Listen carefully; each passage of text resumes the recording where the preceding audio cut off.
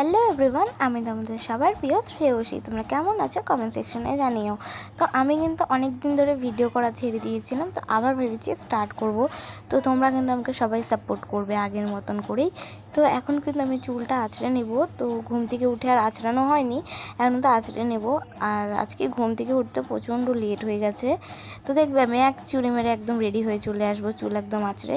দেখতে পারবে 1 2 3, দেখতে পাচ্ছ আমি ম্যাজিক জেনে গেছি এখন। আর তারপর আমি বলছিলাম দেখো তো আমার মুখে গ্লো হয়েছে নাকি না, তোমরা কমেন্ট সেকশনে জানাবে তো আমার মুখে একটু গ্লো হয়েছে কি না। আর এখন আমার ক্লিপগুলোকে সব ঢাকনাতে রেখে দিচ্ছি। আর আমার বাটারফ্লাই ক্লিপটা ভীষণ পছন্দ। আর মেহেন্দি দেখাচ্ছিলাম তোমাদের, অল্প পড়েছি, অল্প ছিল। আর ওটা কিন্তু একটা ঢাকনাটা ছিল রক্ত পরীক্ষার। আর আমার ঘড়িটা কীরকম তোমরা একটু কমেন্ট সেকশনে প্লিজ জানিও। আর ঘড়িটা কাটানো হয়নি, কাটাতে হবে। আর দেখতে পাচ্ছ একটা চশমা খুঁজে পেয়েছি ছোটোবেলার, তো ওটাকে নিয়ে একটু ক্যাট মারছিলাম।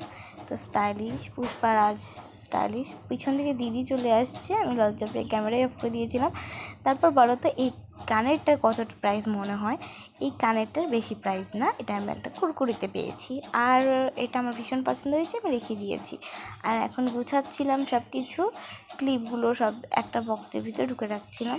আর এটা কিন্তু আমার পেন্সিলের বক্স ছিল ছোটোবেলায়। আর শ্রেয়সী মানে তো কিছু ফেলা যাবে না, সব কিছু নতুন করে নতুন রূপে রাখতে হবে।